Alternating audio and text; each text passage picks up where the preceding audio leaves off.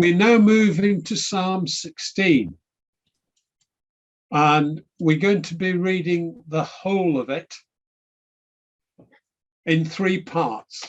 No, all in one part. So is there anybody who would like to read the whole of Psalm 16 to us?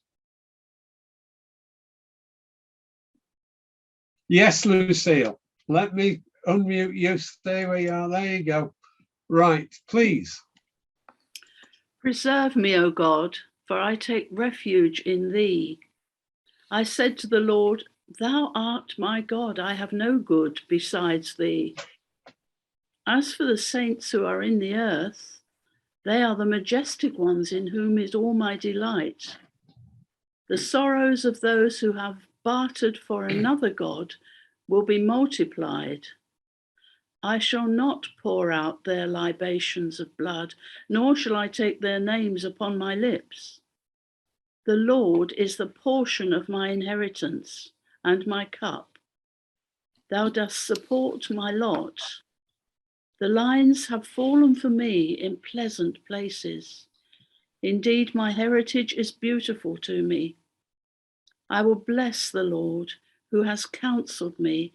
Indeed, my mind instructs me in the night. I have set the Lord continually before me. Because he is at my right hand, I will not be shaken. Therefore my heart is glad and my glory rejoices. My flesh also will dwell securely. For thou wilt not abandon my soul to Sheol, neither wilt thou allow thy Holy One to undergo decay. Thou wilt make known to me the path of life. In thy presence is fullness of joy. In thy right hand there are pleasures forever. Thank you. Fantastic song that is. Yeah. Now, I'm sure that may not all be familiar to you, but certainly that last bit is. This is David. I've put the 2 Psalms we're doing about David before the others because I'm fairly sure he was the first around, and we're trying to be a little bit chronological here. And it's a prayer for God to preserve him. Why should he preserve him? Because David, from a lad, has put his trust in God. But notice, look at David's life. He did not have an easy life. Sometimes as Western Christians, we think that trusting in God means we get a cushy life. I have to tell you, if you understand what Hebrews is about, it tells you trusting in God means you get a very hard life. And you have to be prepared for it. And David acknowledges that his trust in God has taught him that his goodness is nothing apart from God.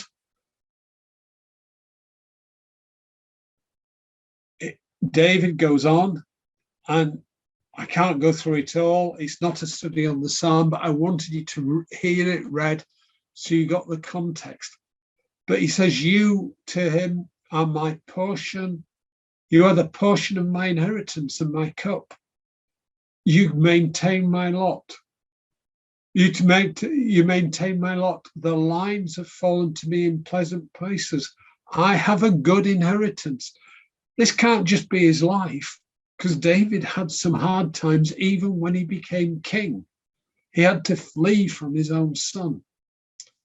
But he says, what you give me is good. I have a good inheritance. And he will bless the Lord who counsels him and instructs his heart even when it's dark times. And then he says, I've set the Lord always before me, because he is at my right hand. I shall not be moved. Therefore my heart is glad, and my glory rejoices. My flesh also will rest in hope, for you will not leave my soul in Sheol, nor will you allow your Holy One to see corruption. Now, this is David in the first place talking about his own personal confidence in God, right? He's saying, I've tried to follow you everywhere, Lord. I've tried to do it, and we know he didn't do it that well at times. But he says his relationship with God encourages his heart, and he can allow his flesh to rest in hope. Why? Because he will not leave his soul in Sheol. Now, we need just to point out here that this word that's translated Sheol is the Hebrew word that is in English called the grave, or in the New Testament is Hades, the place of the dead. And David says that when he's in the place of the dead, he will rest in hope, for his God will not leave his soul there. And he will not leave him there to see corruption. But as with so many of David's things, this psalm has a double meaning, because I'm sure you know that several times, I think it's 3 times in the New Testament, it's quoted. And it's a signpost to Jesus. It's, you will not allow your Holy One to see corruption. And this is important because when we come to the resurrection, we believe in the resurrection by faith. But Jesus's resurrection is a guarantee for us of our resurrection. And even in baptism, we, in a spiritual way, identify not just with his death, not just with his death and burial, but with his resurrection.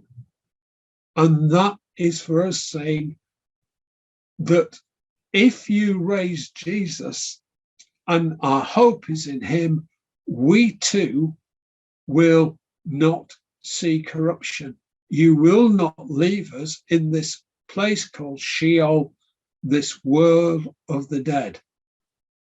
You will show me the path of life instead, and I'll have pleasure forevermore.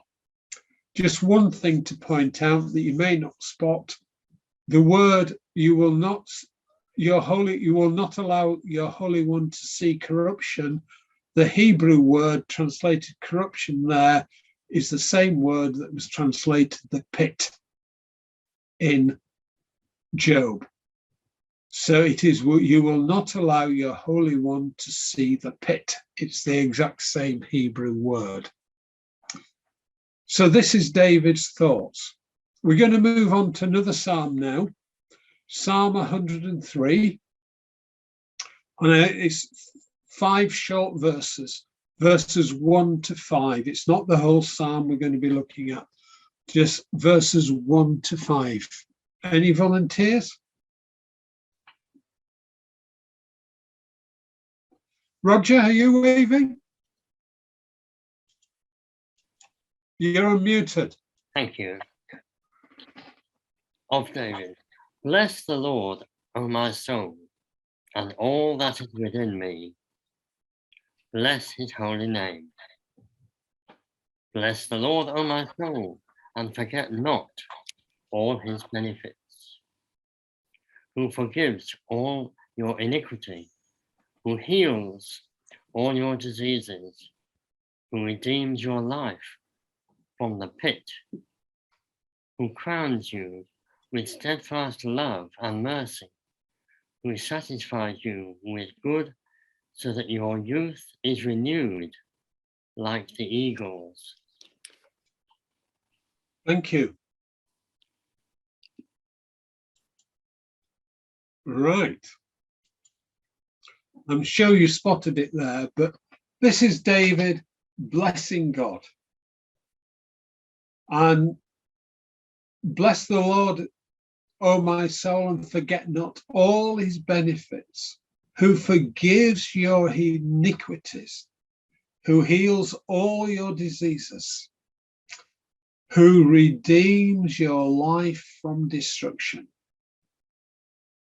That to me talks about resurrection. Much in the Old Testament, there is far more about life that goes on forever than there is about dying and coming back to life. And this is one of those places where you can see resurrection. If you think about what Job was saying about his body being destroyed and yet him seeing God from his own flesh, seeing his Redeemer from his own flesh, here we have David saying, you are not going to let my life destroy.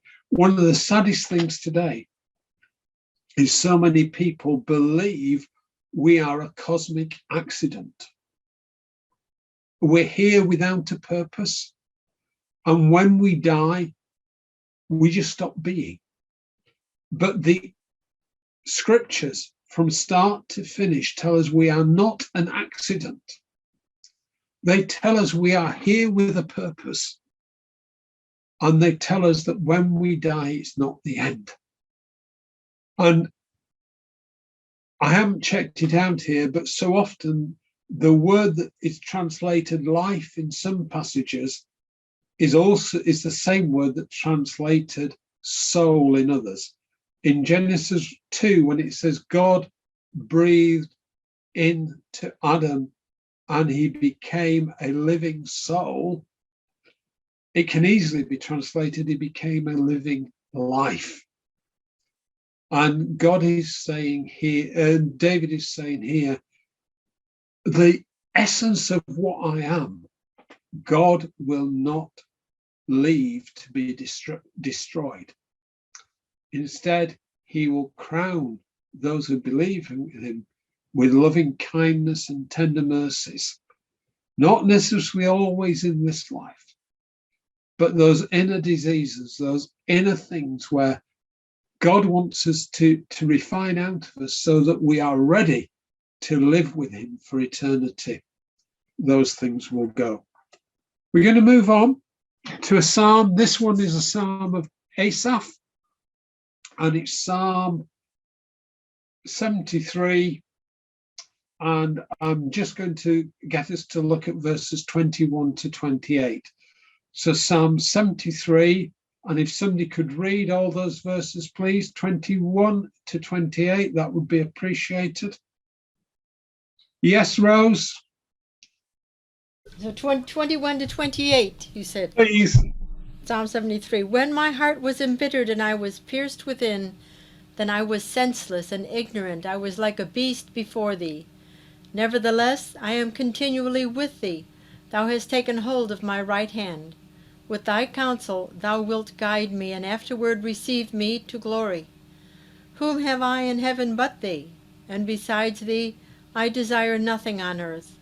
My flesh and my heart may fail, but God is the strength of my heart and my portion forever. For behold, those who are far from thee will perish. Thou hast destroyed all those who are unfaithful to thee. But as for me, the nearness of God is my good. I have made the Lord God my refuge, that I might tell of all thy works. Thank you.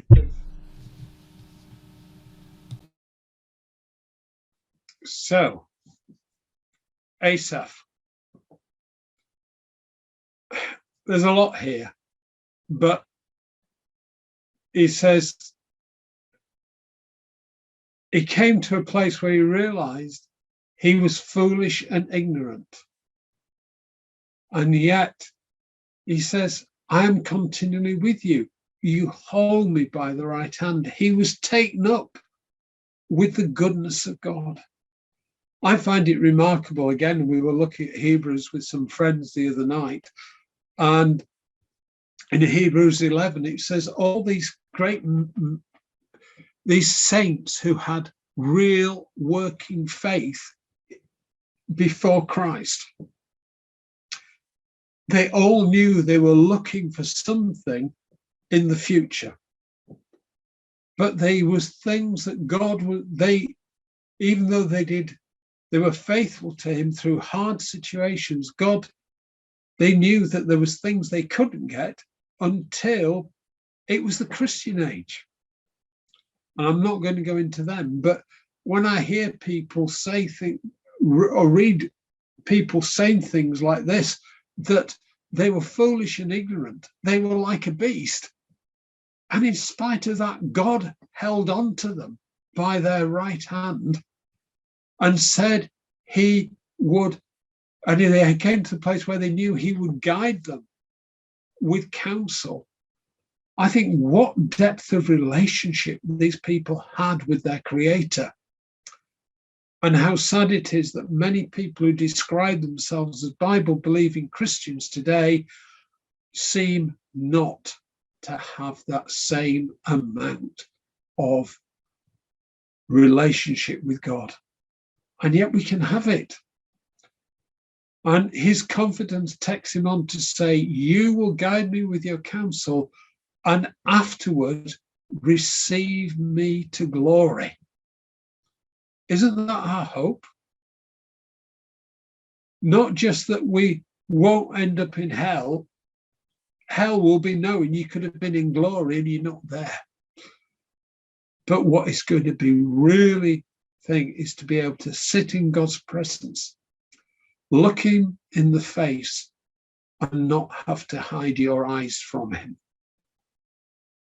And that is what it means to be received into glory, to be in our Father's presence. And then Asaph goes on and says, whom have I in heaven but you? And there is none upon the earth I desire besides you. Have you thought about that?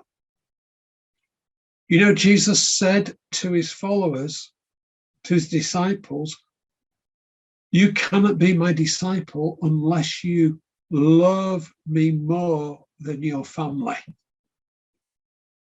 I have a suspicion that that was Adam's problem when he saw that Eve had eaten the fruit. He didn't want to lose her. And he was torn between his love for his wife and his love for God. And rather than turning to his father and saying, how can we redeem her? He loved his wife more than he loved his God. But Asaph had come to the place of saying, who have I got upon earth that I can desire more than you? Because he knows that God will be his strength of his heart and his portion forever. And he ends up by saying, it's good for me to draw near to God, for I have put my trust in the Lord, that he may declare all his works. One more psalm, folks, for tonight, and we're going to stay there, but it's the whole of the psalm. It's Psalm 49, which is a psalm of the sons of Korah. And it's broken into bits, so I'll get different people to read different bits. The first section is verses 1 to 9. Have we a volunteer?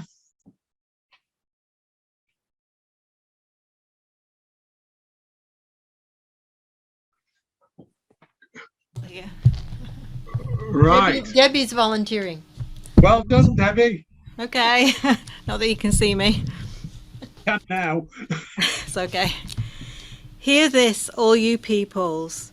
Listen, all who live in this world, both low and high, rich and poor alike. My mouth will speak words of wisdom. The utterance from my heart will give understanding. I will turn my ear to a proverb. With the harp I will expound my riddle. Why should I fear when evil days come, when wicked deceivers surround me?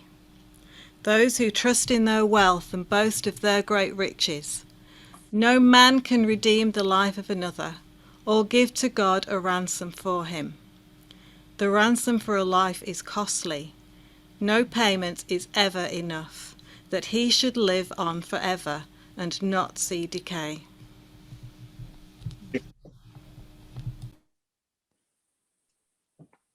You can tell me later what translation that one was. NIV. Oh, I know. Thank you.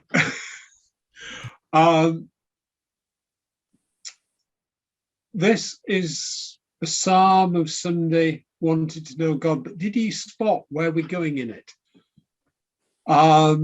He wants to speak wisdom to people, and he wants them to hear what he's saying. It's prophetic, is this psalm. He says, I will incline my ear to a proverb. I will disclose my dark saying on the harp. Dark sayings are parables or riddles. It's used quite often in the New Testament. They're parables. When Jesus taught things to people, he did it in parables so that the lazy wouldn't understand them. It was only those who were determined to know God. Why, he says, why should I fear in the days of evil when the iniquity at my heels surrounds me? I wonder if any of you feels like that is the days we're living in now. We're living in days when we're being surrounded with iniquity, when the days are evil. He says, those who trust in their wealth and boast in the multitude of their riches, they've got a problem. None of them, by any means, can redeem his brother. So here's his parable, his dark saying. If you are trusting in your wealth and your riches, how can you redeem anybody with those things? Your wealth and riches cannot give to God a ransom for anybody. Think about it. Jesus told a parable. I believe it's a parable. Other people have a different opinion. In Luke, about a rich man who died after a beggar who used to live by his gates died. And that rich man didn't like where he ended up at that time. And he wanted Abraham to send somebody back to warn his brothers. But he was rich. He couldn't buy himself out of where he'd ended up. And nobody can. And this is what this psalm is saying. And he says, why? For the redemption of their souls is costly, and it shall cease forever. We know the redemption of souls is costly. It cost the Son of God to leave his Father's side and to go down into the grave when he had done no wrong. And he had to go there, not because he deserved to be there, but because we did.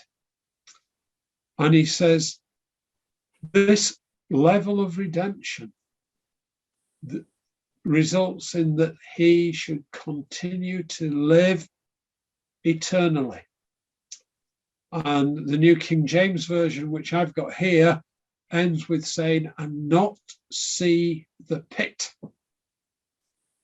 Not see this place called the pit. And the more I've prepared this study, I've got a feeling. I used to say there is nowhere in the Old Testament where hell is mentioned. I am more and more convinced that this phrase, the pit, is the Old Testament equivalent of hell. It's what is described as hell. And the sons of Korah, whoever's written this parable to music, is saying there is a way that people can live forever and not see the pit. Verses 10 to 14, please. Cool. Who is that? It's me, Right. Francis or Nick? Nick. For he sees that even wise men die, the stupid and the senseless alike perish, and leave their wealth to others. Their inward thought is that their houses are forever, and their dwelling places to all generations. They have called their lands after their own names, But man in his pomp will not endure. He is like the beasts that perish. This is the way of those who are foolish, and of those who after them, who approve their words. As sheep they are appointed for Sheol. Death shall be their shepherd, and the upright shall rule over them in the morning. A little bit more, Nick, I think. Sorry? Oh, yes, you're right. And their form shall be for Sheol to consume, so that they have no habitation. Thank you. So this isn't so much talking about resurrection, but it's talking about those who put their trust in things of the earth. Their inner thought is that our houses will last forever. They call their lands after their own names. Now, do people still do that? Do they think their households will last forever? I don't know if this is quite right, but John Mackay, who some of you know, did some research into why, and maybe Rose will be able to enlighten us later, that in America, you get a lot of people called John Brown the 18th and John Brown the 19th, where they name their sons after them. And he did some research and he came to the conclusion people do it as a form of eternity. They let their name live on in the next generation. And here we have this fact that people want to live forever, but they think they can do it by their own means. And even today with our science and things, they are trying to live forever without God. But he says, nevertheless, man, though in honor does not remain, he is like the beast that will perish. And he says, this is the way of the foolish and of the prosperity. Their prosperity will prove this saying.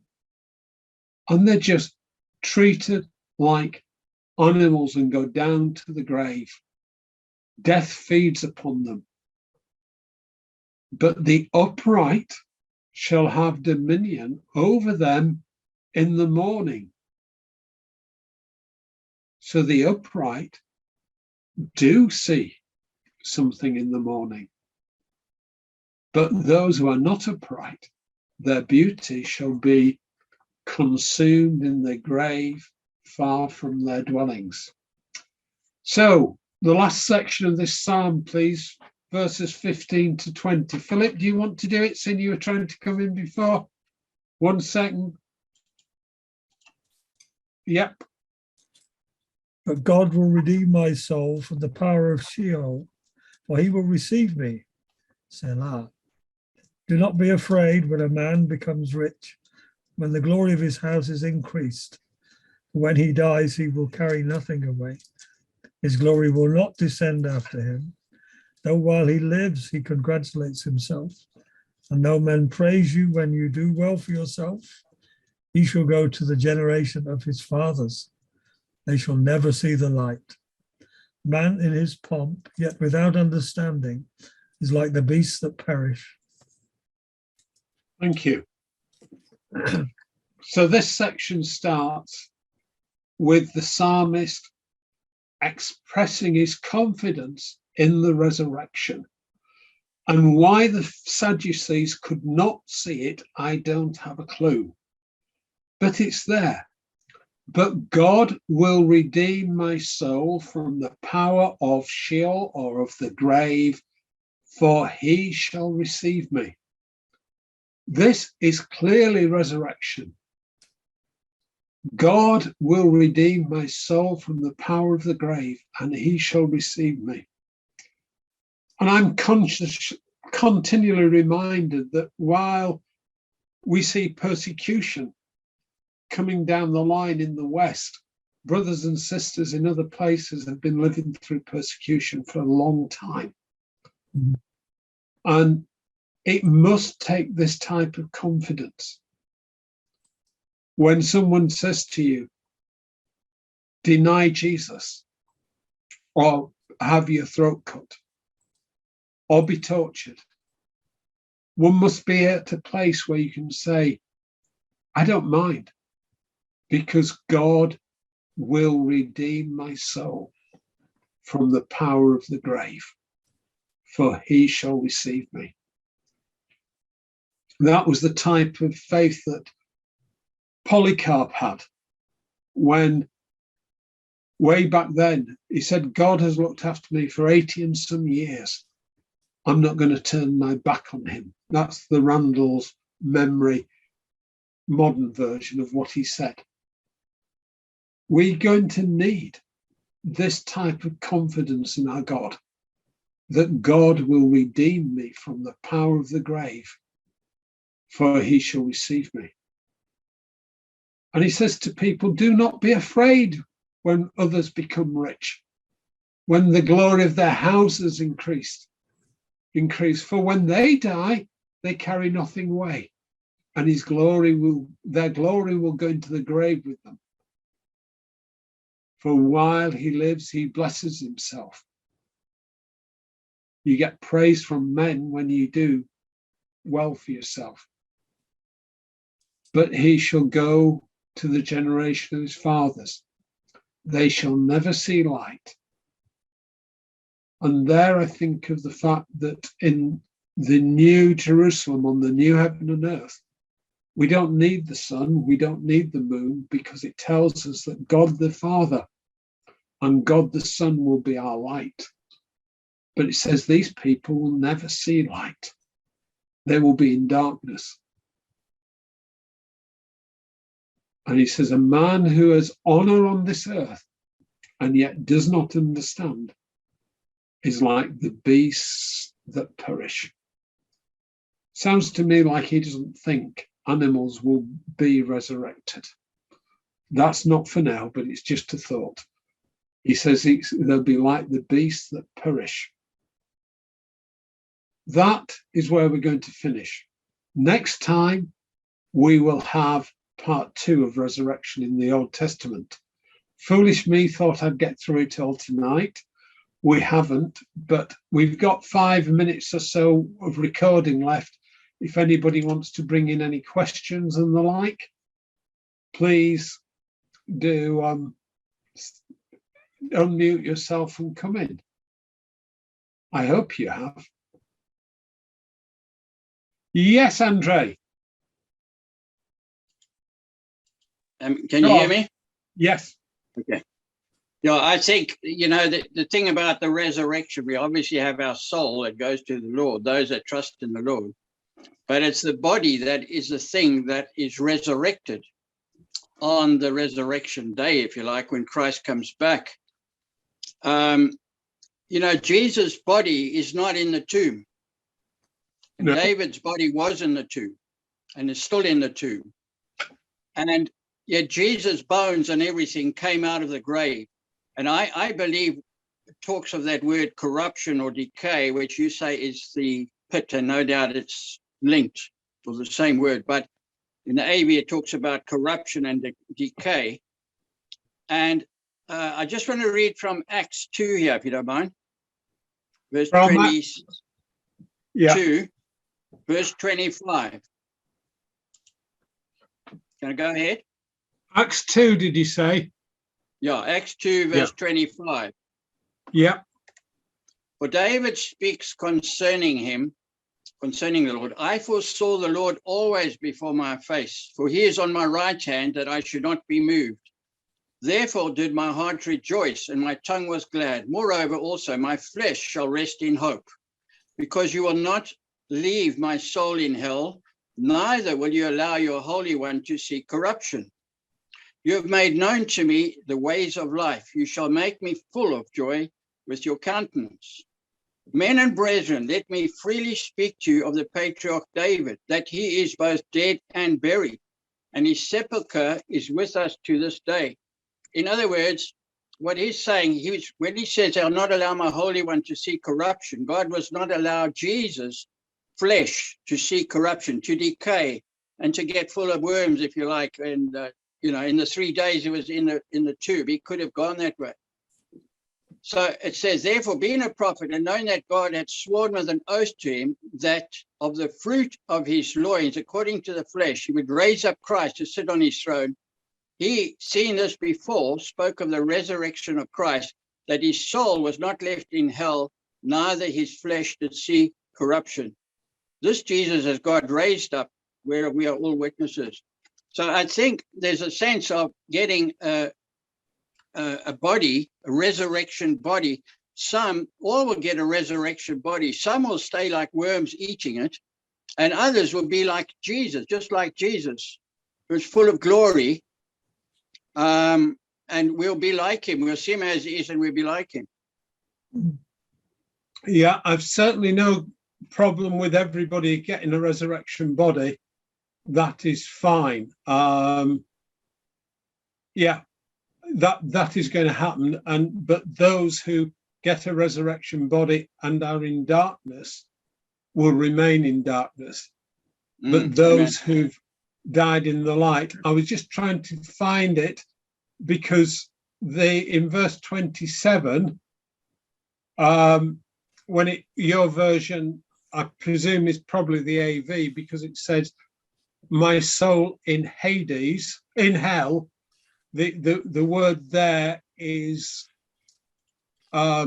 Hades in Greek, which is the equivalent of the grave, which is what it says in thing. And where it talks about my soul, that is the word for breath, which is the spirit in the Greek. So just to clarify that, because sometimes the older translations confuse the grave and hell, because it's Gehenna in the New Testament. But yes, I firmly believe, and we'll see that later on in the studies, that everybody is raised, some to everlasting life and some to everlasting judgment, condemnation.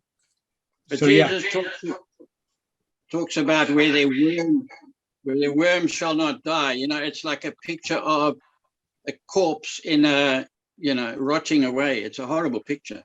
Those that don't get saved. Terrible picture, yeah.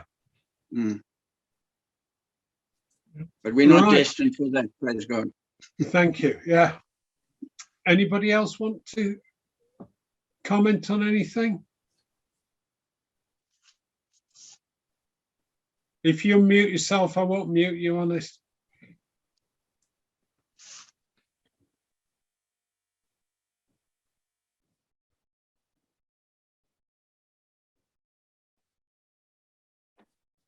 Can I just say, because I keep thinking of that at the moment. Many years ago, I was a nurse.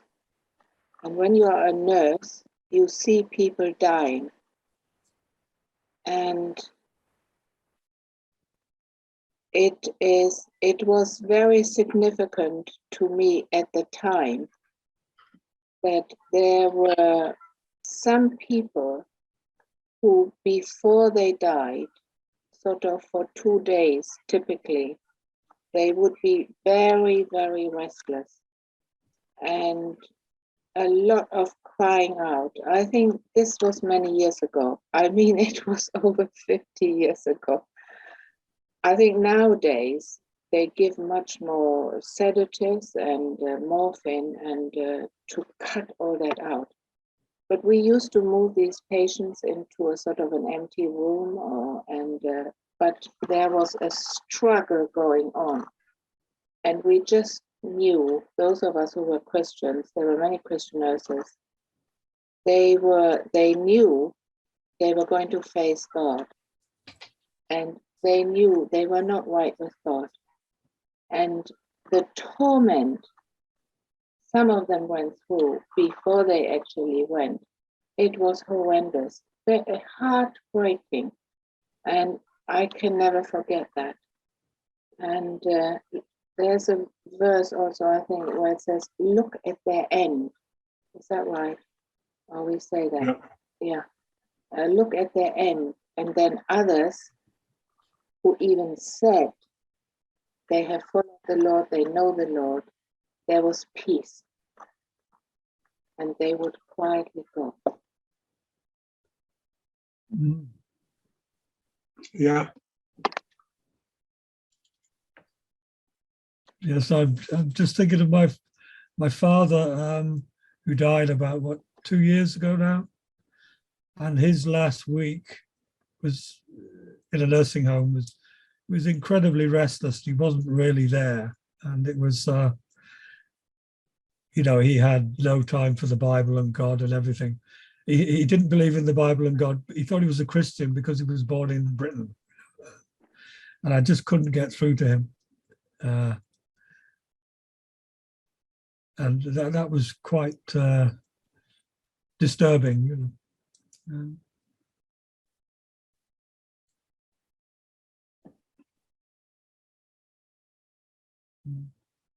Yep. Randall, can you hear me? Yes. I was just going to say, picking up on what, is it Magdalene? Magdalene, yeah. Said, yeah.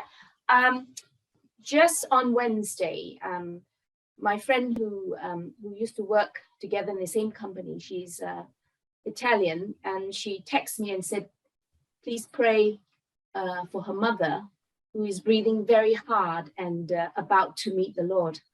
So her mother is a believer, and so she texted me in the daytime. And then I thought, after a while, is to text Matilda back and said, hallelujah, your mother is a believer, so she need not be afraid. And I just felt that I needed to text her and say, tell your mother not to be afraid, that, the Lord is waiting for her. She can let go, and tell her that you love her. And my friend texted me back and said, thank you. And so I didn't hear again, actually, when her mother died. I just texted my phone just now.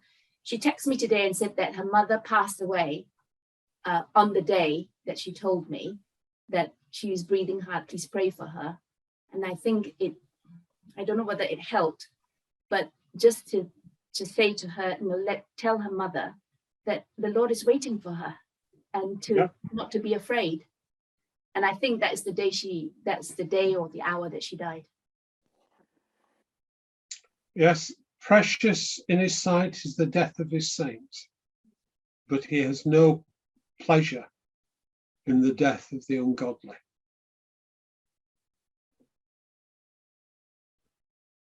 Anything else before we turn the recording off?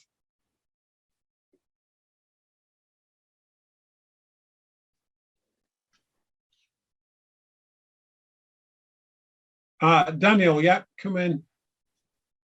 Sorry, I just wanted you to ask about Psalm 49, verse 8, and going into verse 9, because we read that before. Yeah. But, it says, so from verse 7, none of them can by any means redeem his brother, nor give to God a ransom for him. For the redemption of their soul is costly. I understand that. And then it says, and it cease forever, that he should continue to live eternally and not see the pit. What's it saying shall cease forever? Right. So, Or what I'm not understanding. yeah. I think here, this is where you've got to get the context. He's talking about these people who think their riches will save them. And he says, but by those riches, none of them can by any means redeem his brother, nor can they give to God a ransom for their brother. Under the law, just as an aside there, just so you get the picture, under the law, if someone made a vow to sacrifice a person or even an animal, because God didn't want human sacrifice, but he actually set a redemption price for people. And I think it was Jephthah who hadn't been taught the law because he he was an illegitimate child, so he hadn't been taught the law, didn't know about the redemption price. And so when his daughter came out to meet him, he went through and he sacrificed her because of his foolish vow. But if he'd have known the law, he would have known there was a redemption price where you could pay something rather than a living sacrifice of a human being. And I think the writer here might be reflecting on that and saying that actually when it comes to the redemption of the souls of anybody, it's costly. And I haven't looked into how it's constructed, but I would think that it's saying that if you can't pay that price, their life will cease forever. And there's a little bit here about we need to understand the difference between life and death, in that the Hebrew word for death means separation. And if you remember, when God created Adam, he took a body made of dust and he breathed into the breath of life, and it became, and a lot of translations like the King James says, a soul, but as I pointed out earlier, it became a living life. And what happens when somebody dies? The body and the spirit separate. And so the word death means to separate. And in that sense, we are here looking, death is separation, life is bringing together. Eternal life is to be united with our Creator God, our Father. Eternal death is to be separated from our Father. And so spiritual death is not to be in fellowship with God. Spiritual life is to be in fellowship with God. And I suspect this cease forever is referring to this fact that if somebody cannot be redeemed and don't find a way to be redeemed, they are separated from God forever. And yet the writer knows that God has a way to enable people to live forever, because this is this contrast that he brings out. In verse 15, he says, "But God will redeem my soul from the power of Sheol, for he shall receive me." So this is the contrast he's bringing out in this psalm, that nobody has the price to pay of themselves to redeem anybody to live eternally and not see the pit. No man has got that price, but he comes to the place of saying, but God has got that price. He may not have understood how at that point. We're looking backwards. We've got more understanding. We know it's through Jesus becoming the Redeemer, the redemption for us. Does that help? Sure. Good. Thank you. Thanks. Yeah. Right. I'm going to start. Go on. I wonder if there's something here about, there's a principle in 1 Corinthians 15 about the natural and the spiritual, and it talks about that mortality, the natural can't put on immortality, doesn't it? Mm. So I wonder if if in a way it's saying the same thing, the same sort of idea, that a natural human remedy can't achieve a spiritual solution, something of that type. Because I'm sure it does. And the first point to that is in Genesis chapter 3, the fall. Genesis chapter 3, the fall. because they tried a human remedy to cover their sins, which was what? Fig leaves. Leaves, right? And it was the same remedy that Cain tried in Genesis chapter 4. It was a bloodless solution. And both failed. So yes, this is the thing about the natural and the spiritual. It is about God's ability to pay the price, because in Genesis 3, he took an animal from his own flock and killed it. He shed its blood. And he provided a covering for Adam and Eve. And the word covering is the meaning of the word atonement. And he covered them with a blood sacrifice. And these things that men want to buy their own salvation with are bloodless sacrifices. They are man's efforts. And I've got a cartoon I've scanned years ago, and I need to adapt it really, but it shows a young man starting climbing a ladder. And he talks about how to get to the top. He did this, and he knocked people out of his way and this. And when he gets to the top of the ladder, the last frame of the cartoon says, but it was the wrong wall. And it was the ladder's leaning against a blank wall. And I think that is so much what people try and do. They try and get to the top by their own devices. And when they get there, they'll discover it's the wrong place to be.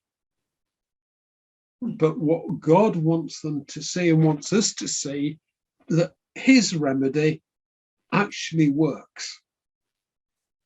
And so this psalm at this point is saying, don't try your own remedy. It will never give you eternal life. It will not get you out of the pit.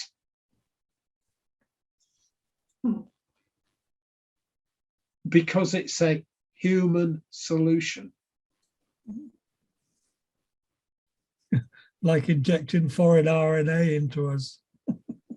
We're not going there, Philip. Doesn't work. Human solutions never work. God's solutions always work. Like the man who built bigger barns, and then God said, you fool, this night your soul will be required of you. Yeah. The same principle, isn't it? Yeah. Mm. Okay, folks, I've only got halfway through what I was planning to get through. So we've got another session in the Old Testament.